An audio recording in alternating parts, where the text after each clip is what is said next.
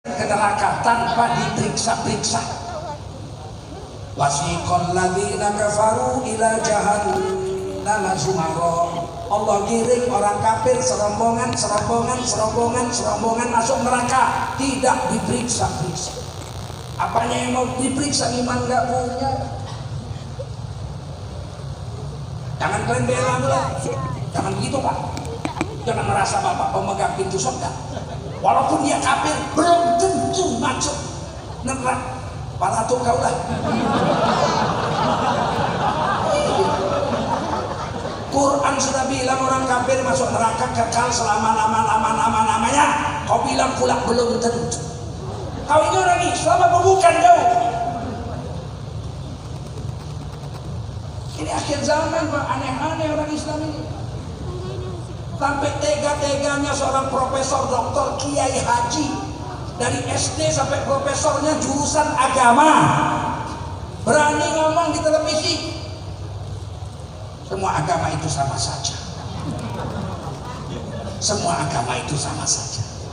Siapa saja yang berbuat baik, siapa saja yang berbuat baik, kalau dia nanti mati di akhirat, dia akan masuk surga. Apapun agamanya, apapun agamanya, apapun agamanya.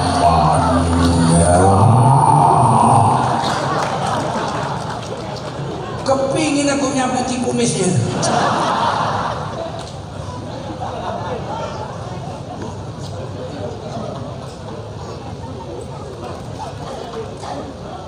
Saya tanya orang kafir di mana tempatnya di akhirat? Yang keras jawabnya di mana? Yakin? Anda telah menghina agama orang. Memang kita selalu disudutkan.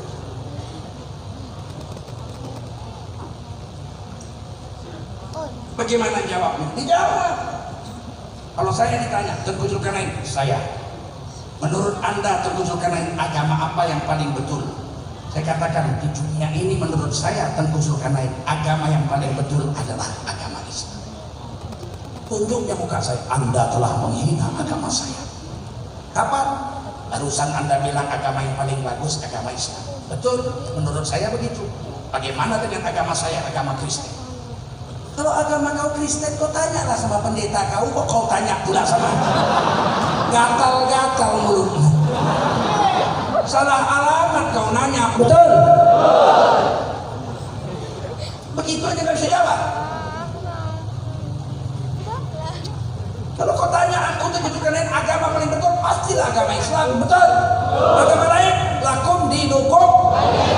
Aku gak mau campuri urusan agama lain, biar dia urus sendiri. Begitu. Satu malam istri saya ulang tahun perkawinan dengan saya. Kata istri saya pagi-pagi, Bang, mintalah uang 1 juta. Untuk apa? Saya mau bikin bus ala Medan untuk makan orang-orang satu komplek kita ini, 100 orang. Ada apa rupanya? Gak ingat abang ini ulang tahun perkawinan. Oh astagfirullahaladzim. Jangankan 1 juta, 5 juta aku kasih. I love you baby.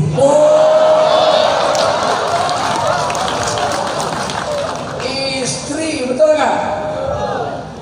Udahlah cuma 1. Istri saya itu makhluk langka. Insinyur teknik kimia, USU, Universitas Sumatera Utara, yang kale-kale. Cantik jelita, kulitnya putih bersih, pintarnya bukan main, beasiswa sekolahnya, penghafal Quran pula, servisnya memuaskan. Oh, galala. Pernah saya sakit perut setahun, dikirim racun sama orang, pakai pos, hancur perut saya. 1 hari bisa 20 kali buang air besar. Akhirnya kata dokter Asrali itu, profesor dokter saya telepon dari Jakarta, berhentikan perutnya. Saya bilang ada orang tetangga buang air besar sampai pitu besar-besar itu. Aku ini ususnya sudah terkikis Ustaz. Kalau bocor ususnya matilah dia, tak ada lagi obat yang bisa menyelamatkannya. Ada saya. Dia bilang, apa kita buat usaha untuk mengobatinya? Usahanya berhenti karena perutnya bekerja. Mana bisa, usus kan harus giling makanan. Kita cobalah makan bubur di blender. Macam yang setruk itu kuah. Dan ialah udah nggak apa-apa. Saya bilang sama istri saya, bikin bubur blender sehalus-halusnya, siram kuah ikan, pindah-pindah. Pakai jahe, pakai apa? Pakai serai, pakai daun jeruk. Harum-harumnya makan bubur blender pakai kuah ikan. Setiap 2 jam disuap. Aku cicip kali makan bubur, apalagi bubur di blender. Macam Cina miskin. Dulu kan zaman saya kecil kalau orang makan bubur Cina miskin. Kalau kita pulut lah-lah. Makanya Cina sekarang ketentengannya bukan main. Dulu makan buburnya kau cebok pakai kertas. Sekarang bangga kali bukan main.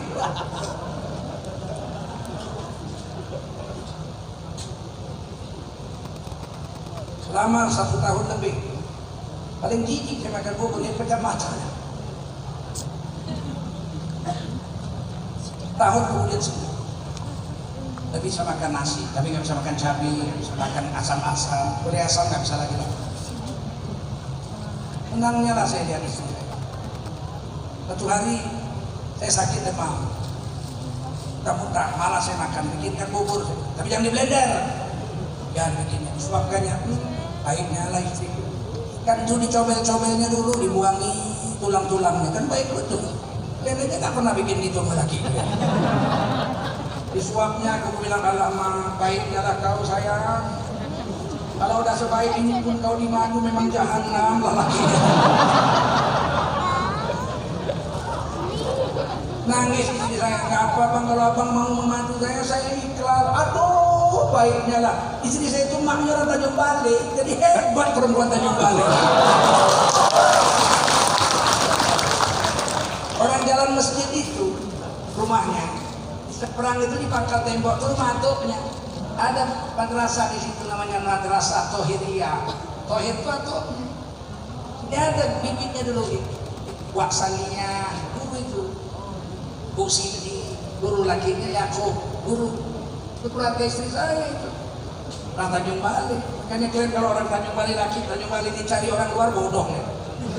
Aku aja begini ganteng ngambil orang Tanjung Balai.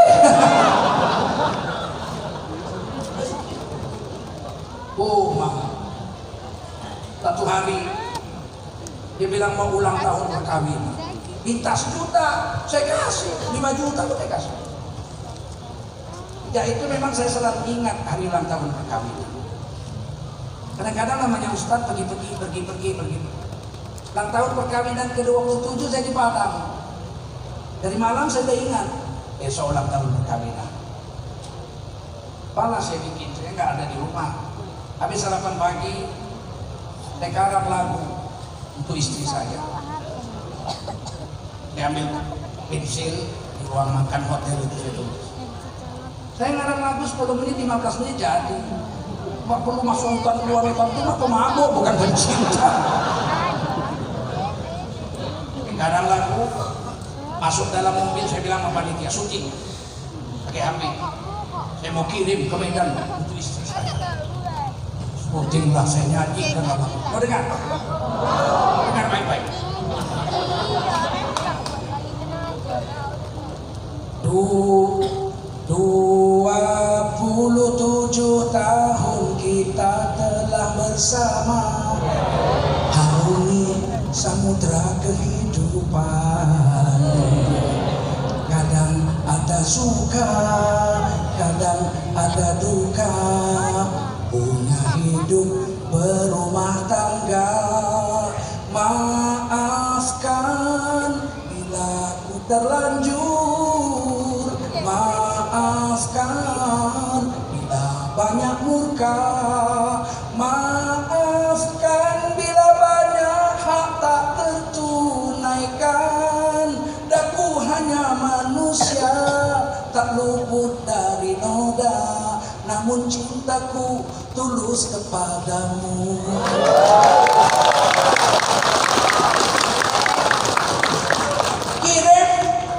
Gak sampai 5 menit dibalas pakai WhatsApp gambar nangis.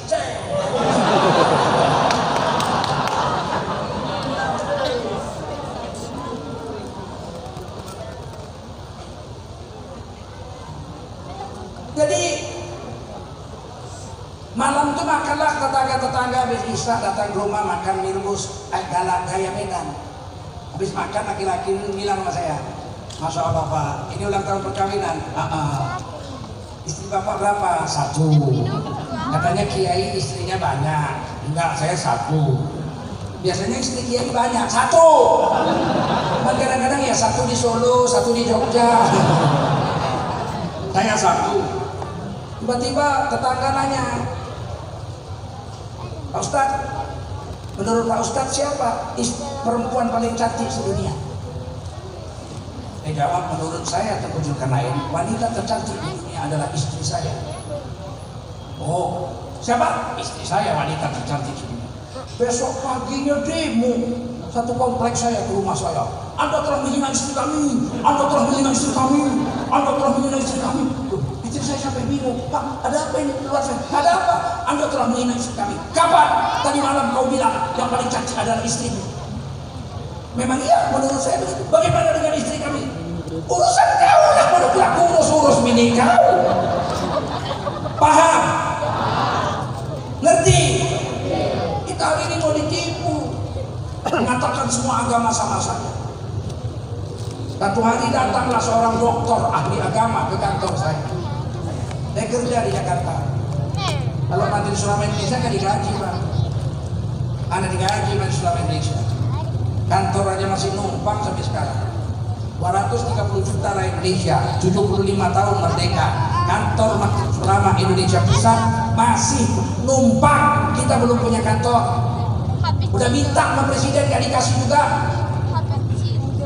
Wakil presidennya, ketua MUI belum dapat juga kantor.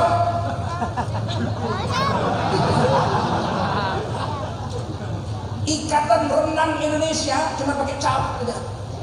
Apa kantor? Dasarnya Indonesia ini cuma berenang pakai cawan. Dapat kantor. Di negara Pancasila. Tak apapun yang pilih juga dia kemarin.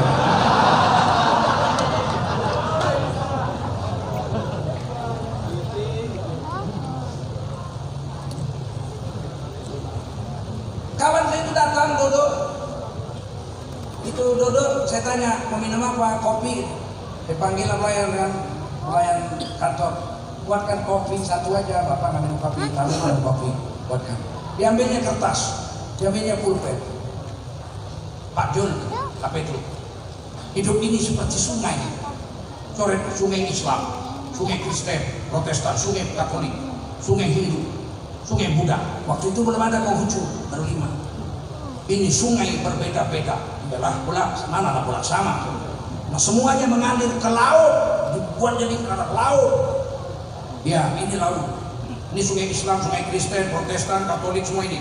Ah begitu sampai di laut, semuanya nggak ada lagi sungai Islam, sungai Katolik, sungai Protestan, sungai Hindu, Buddha nggak lagi. Semuanya disebut laut. Nggak ada lagi perbedaan. Oh ya maksudmu? Di dunia aja nih itu Islam, Kristen, Buddha semuanya. Nanti kalau udah sampai akhirat, semuanya hamba Allah belaka. Karena agama itu sama semuanya. Mak, aku aja digitukan ya, apalagi kalian itu.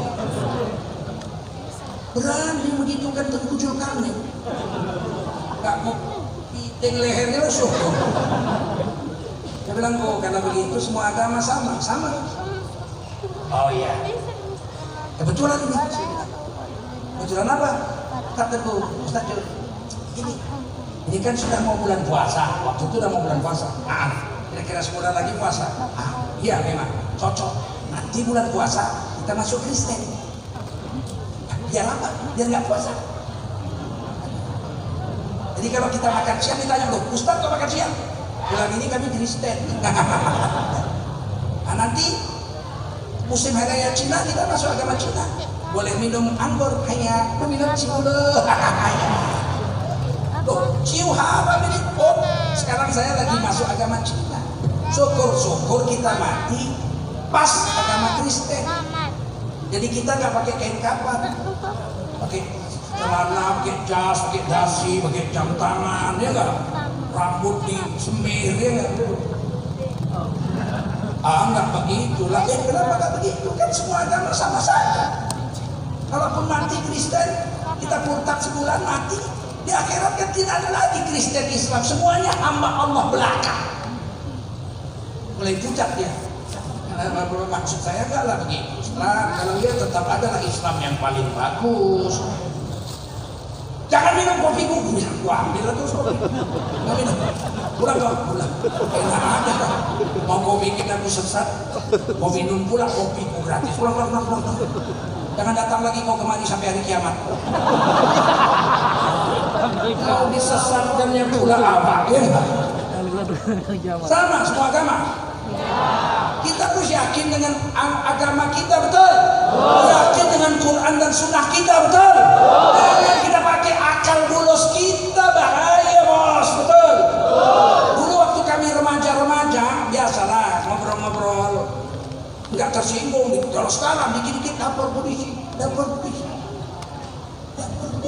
Jijik kali ya penengoknya. Orang demo, lapor polisi. Kalau dulu kami biasa aja lah ngobrol-ngobrol, nggak ada tersinggung. Kami lagi cerita-cerita, ada yang Kristen, ada yang Hindu, ada yang Islam, saya yang Islam, ada cerita-cerita. Kawan saya yang Hindu itu orang Kling tahu? Hitam itu, mondar kelima maju dan taruh berisara, kami biasa kawan-kawan begitu waktu muda. Apa kata kawan saya, si Raju orang Kling, dia bilang, itu semua agama itu yang paling bagus agama saya. Dari agama Kristen, Islam, itu Buddha, yang paling bagus agama saya, agama Hindu. Kok begitu kau bilang? Itu katanya itu orang Kristen kalau mati itu mayat pakai jas, pakai celana, pakai dasi, pakai jam tangan, masuk dalam peti dipaku, tanam, malaikat datang tanya, marah buka, dia kada boleh jawab, malaikat pukul. Diam semua. Kalau Islam itu kalau mati mayat bikin mandi, bungkus macam lepat, tanam, bikin lubang tanam. Habis tanam, malaikat datang tanya, marah buka, ada boleh jawab, malaikat pukul sampai hari kiamat. Tapi kita orang Kling lain. Kita kalau mati mayat bakar jadi abu tabur laut. Mereka dapat tanya, marah buka, ombak bawa pinggir.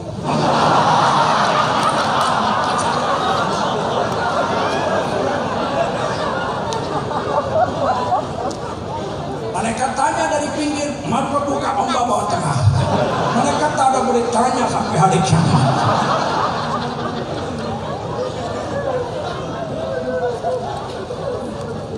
Kita nggak marah, nggak adukan polisi tangkap, enggak, kita bilang lakum dinukum. Dibantai kaulah situ ya. Yang kita yakin bukan pakai otak, kita yakin pakai Quran dan Sunnah. Nggak laku akal, betul? Kalau melawan Quran Sunnah, hari ini inilah yang mau dihancurkan. Ada satu partai politik yang membuat draft rancangan undang-undang haluan ideologi Pancasila, disingkat HIP. Di situ Pancasila 5 sila mau diperas menjadi 3 sila, trisila. Silanya itu yang ketiga adalah ketuhanan yang berkebudayaan.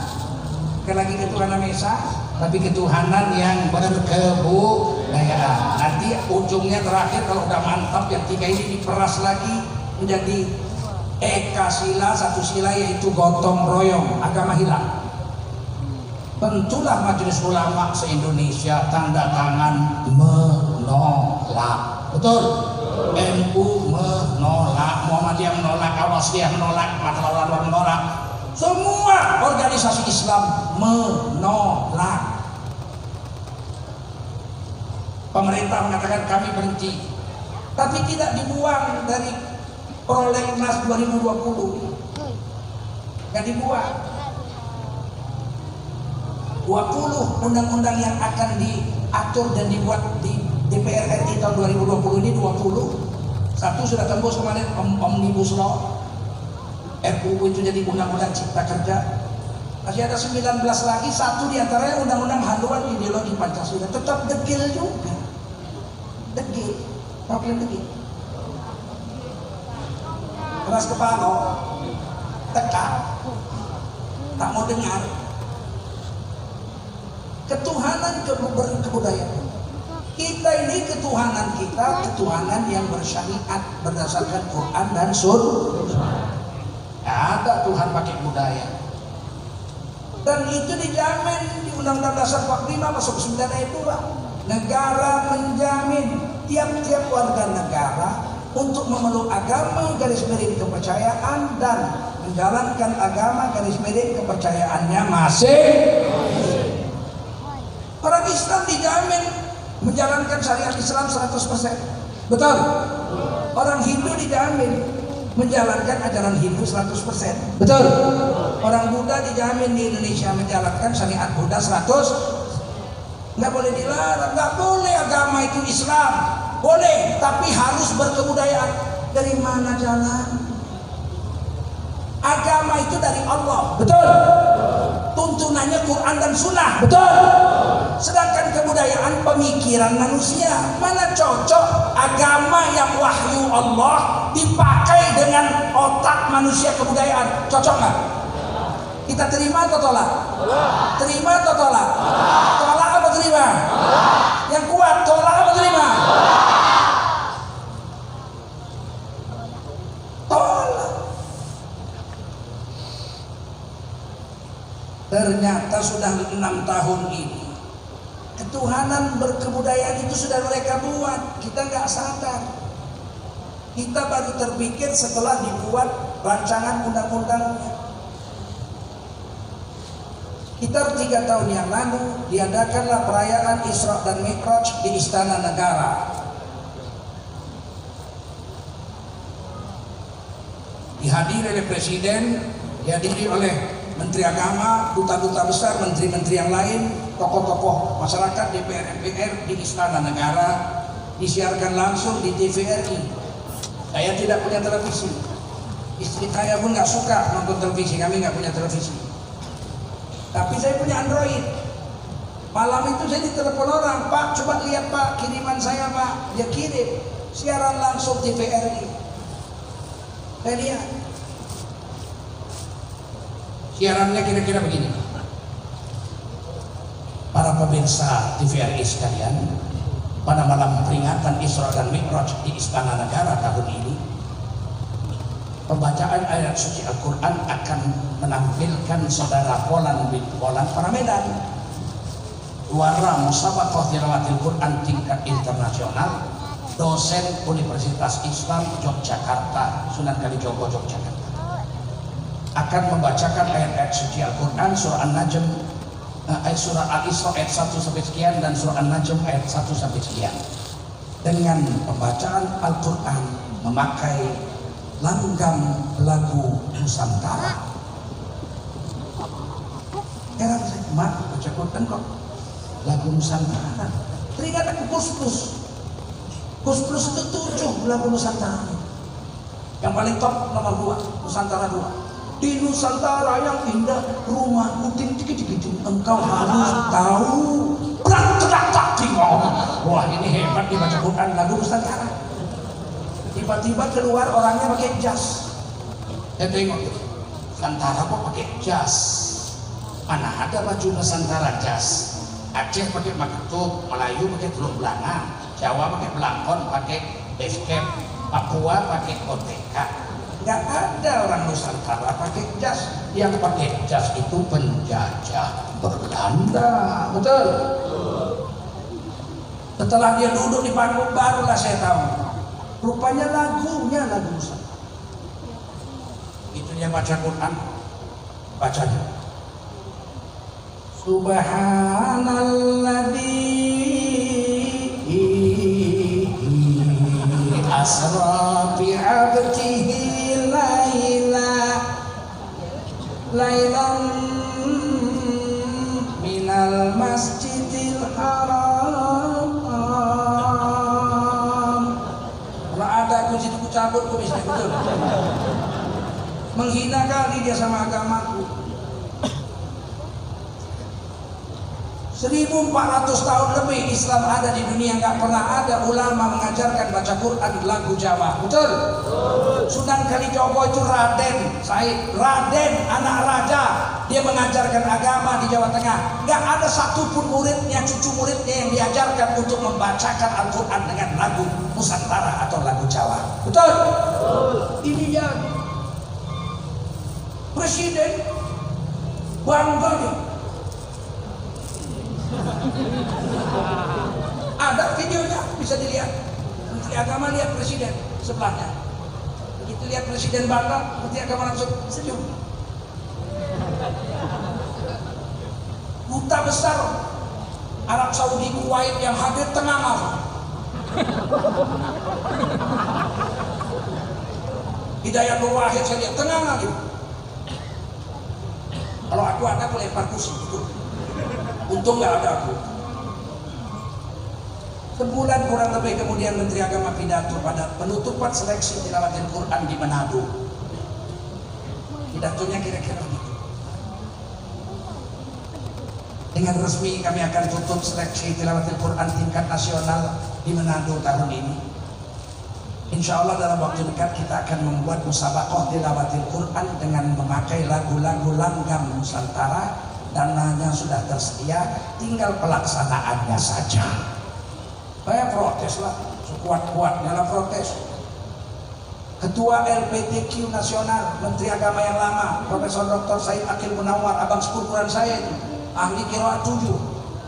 Beliau protes, ulama-ulama protes. Ada juga yang membela, ada juga ada. Itu walaupun lagu Jawa tidak apa-apa, yang penting itu tidak rusak, itu tajwidnya. Quran bahasa Arab dibaca pakai model Jawa pastilah rusak tajwidnya. Betul? Betul? Kita protes. Bayangkan hancurnya Al-Quran kalau dipakai lagu Nusantara. Coba. Sempat musabaqah tilawatil Quran dibuat. Hadirin sekalian, musabaqah tilawatil Quran lagu-lagu Nusantara dimulai. Peserta nomor ujian 1 dari Sumatera Barat membawakan lagu Barana Ampe. Indak dape sama sobujang ya urang oi Barana Ampe dan nanti juo wadduha wallaili idza saja.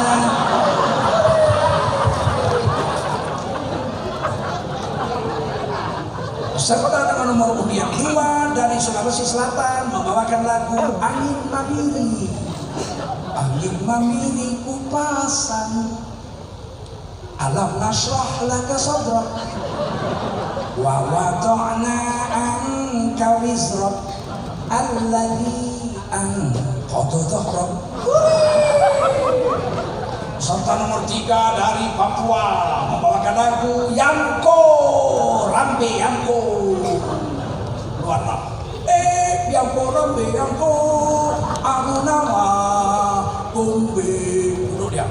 Idza jaa nasrullahi wal fath.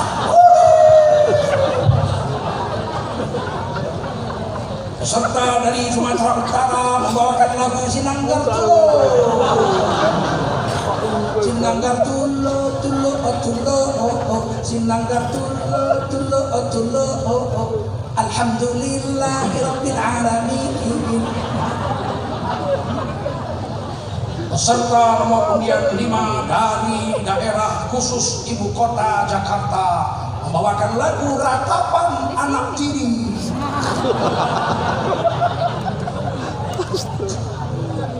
Betapa malang nasibku semenjak ditinggal ibu.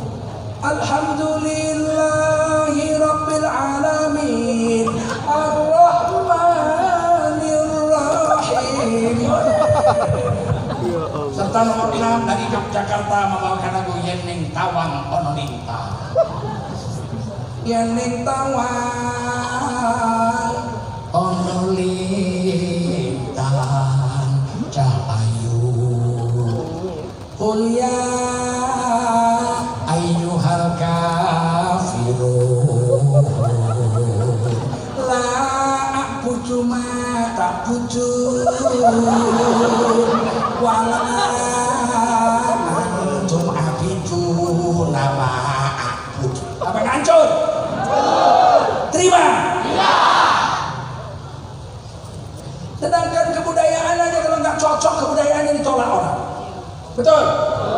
Bahasa Jawa tuh paling enak kalau pakai logat Jawa, baru diterima orang. Mas, napa cerita putih mas? Oh kula cerita beri kemawon. Monggo mampir teng griya kula. Matur suwun mas. Assalamualaikum, waalaikumsalam. Kan enak kan?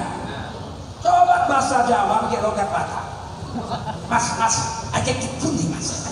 Ajak pundi? Tek meriko, boten, kula tek meriki, boten tek meriko kula. Jadi apa bahasa Jawa itu?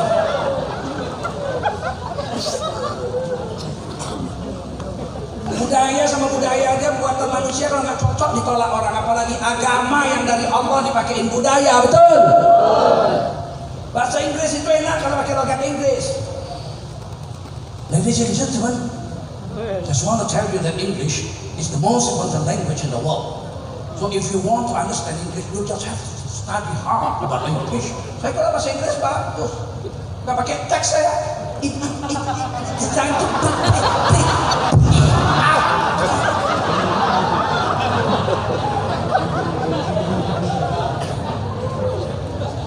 bahasa Inggris baru enak pakai logat bayangkan bahasa Inggris pakai logat Madura. It's ladies and men gentlemen. I just want to tell you that English isn't very important.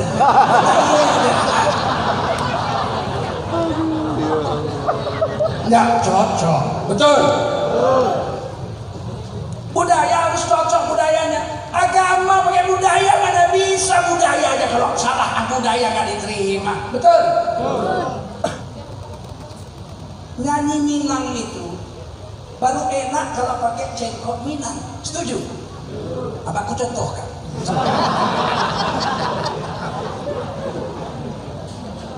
Dengar baik-baik. Hujan,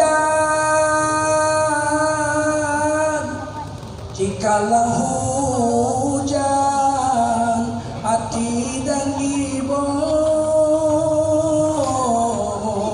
takkan masuk kisah nan lamo masuk sapayuang kita badu. Sedap nggak? Karena lagu Minang pakai gaya Minang, tidak bisa terbayang kalau lagu Minang gaya Batak. Hujan, orang nggak dilempar batu kok.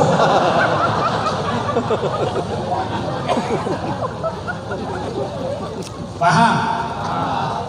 Lagu Melayu baru enak pakai cengkok Melayu. Tanjung Balai salah satu kota di Asahan.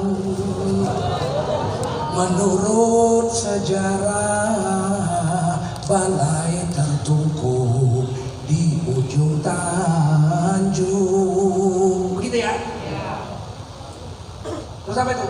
Di situ tempatnya sungai mengalir, titiknya yang panjang, lintasan nelayan membela ikan kota Asahan. Enak gak? Bagaimana lagu Tanjung Balai gaya Jawa? Tanjung Balai.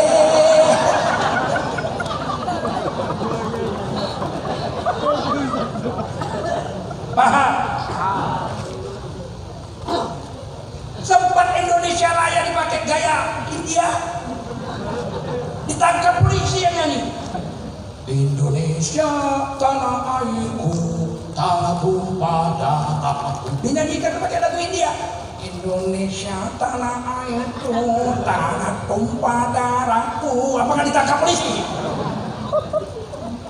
Quran mau pakai lagu Nusantara, harusnya ditangkap polisi, betul?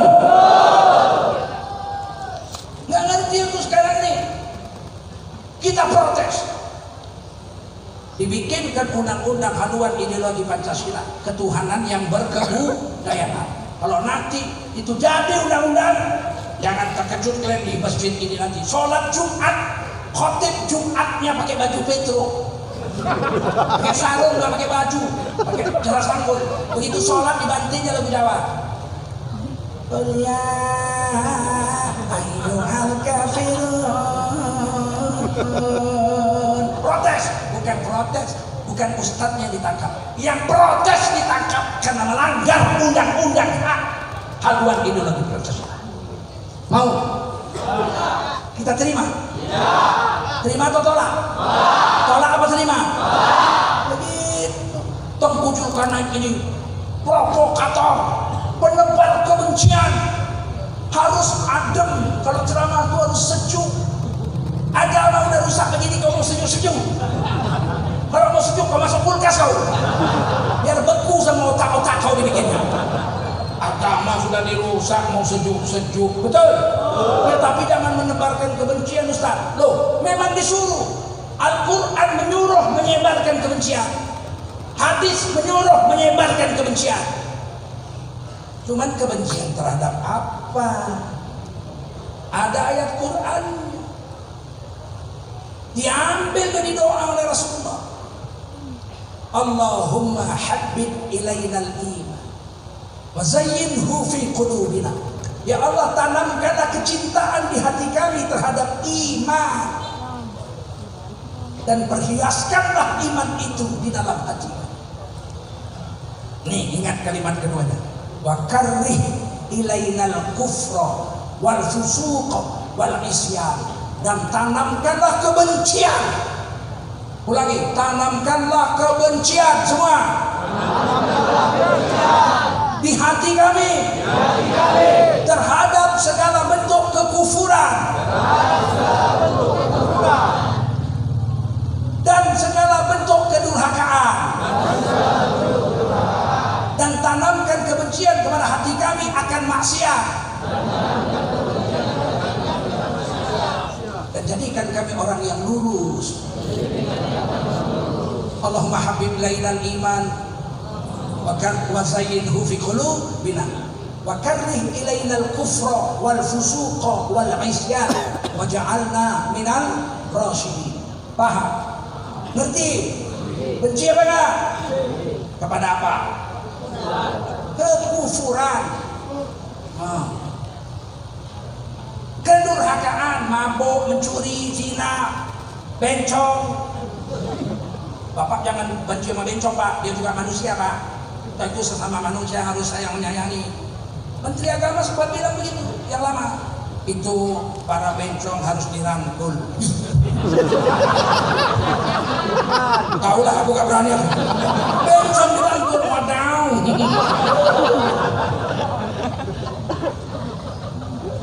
Bencong itu harus diobati, dia sakit jiwa, betul? Orang tuh laki-laki cintanya sama perempuan, betul? Kalau laki-laki cinta sama laki-laki sakit, jiwanya sakit, harus diobati sampai normal balik. Setuju? Jangan dibiarkan.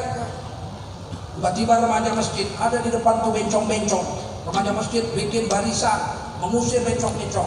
Tiba-tiba ada yang bilang, bencong jangan diusir, dia manusia, dia harus disayangi. Datang satu ustaz, saya nggak berpihak kepada bencong, saya nggak berpihak kepada remaja masjid. Kan bahaya itu. Berarti dianggapnya remaja masjid yang anti homosek dengan bencong pelaku homosek sama kedudukannya. Saya nggak pihak sana, nggak pihak sini. Padahal kata Allah, bencilah kamu kepada kekufuran dan kedurhakaan. Paham? Tidak mungkin orang Islam berbuat durhaka, pasti malu-malu sembunyi-sembunyi. Yang banyak membuat tempat maksiat, tempat pelacuran, ada nggak orang Islam? Nggak ada, belum pernah ada. wali kota meresmikan rumah pelacuran Gotong Pita dia dengan mengucapkan Bismillahirrahmanirrahim. Saya wali kota Tanjung Bali dengan ini resmikan tempat pelacuran Al Barokah milik Bapak Haji Nudin. Ada nggak? Ada tempat pelacuran, tapi yang punya biasanya hanya kalau tidak tahu nggak ada haji punya. Betul, karena orang Islam diperintahkan membenci kekufuran, kedurhakaan dan kemaksiatan. Tapi sini paham? Paham? Kita boleh kompromi. Alhamdulillah di Indonesia nggak boleh ada kemaksiatan. Di Indonesia nggak boleh ada tempat perjudian, melanggar undang-undang. Tidak boleh ada tempat pelacuran di Indonesia, itu melanggar undang-undang. Tidak ada tempat di Indonesia ini, tidak boleh ada tempat ngisap ganja, melanggar peraturan. Ada undang-undangnya, nggak boleh tempat pelacuran, nggak boleh tempat minum mabuk-mabuk, nggak boleh. Nggak boleh ada tempat perjudian. Pertanyaannya, di Indonesia walaupun dilarang, kira-kira ada nggak tempat mabuk-mabuk? Ada nggak tempat pelacuran? Ada nggak tempat perjudian? Menurut undang-undang nggak boleh. Kalau ada, berarti ada persekongkolan antara pengusaha-pengusaha bejat dengan penegak-penegak hukum di negara kita. Betul? Datang FPI, dinasehati nggak mau, lapor ke polisi nggak, juga ditindak, dilapor, akhirnya di demo. Kalian kalau ada demo melawan rumah pelacuran, melawan rumah perjudian, kalian berpihak kepada yang demo atau berpihak kepada yang punya tempat perjudian itu? Jangan pula kalian bilang, iko ribut saja ke FPI, kita demo, tak tahu aku. Tempat judi kok kau mau tenang? Kau nggak berjudi nanti anakmu berjudi, betul? Kau nggak melacur nanti anakmu melacur. Kau tidak bisa narkoba, kalau kau biarkan nanti anak cucumu bisa narkoba, betul? Gak boleh kita biarkan itu. Kata Nabi, man ra'a minkum munkaran falyughayyiru biyadihi. Kalau kau melihat kemungkaran, tukar dengan kekuasaanmu, betul? Kuasa nggak punya, tapi disalihi pakai lidahnya menjerit, kalian demo. Kalau lidah pun kalian nggak berani. Tapi qalbihi, benci dengan hatimu, wadzalika aful iman. Benci dengan hati adalah selemah-lemah iman. Kalau benci pun tidak, jangan-jangan iman sudah tercabut dari dadamu.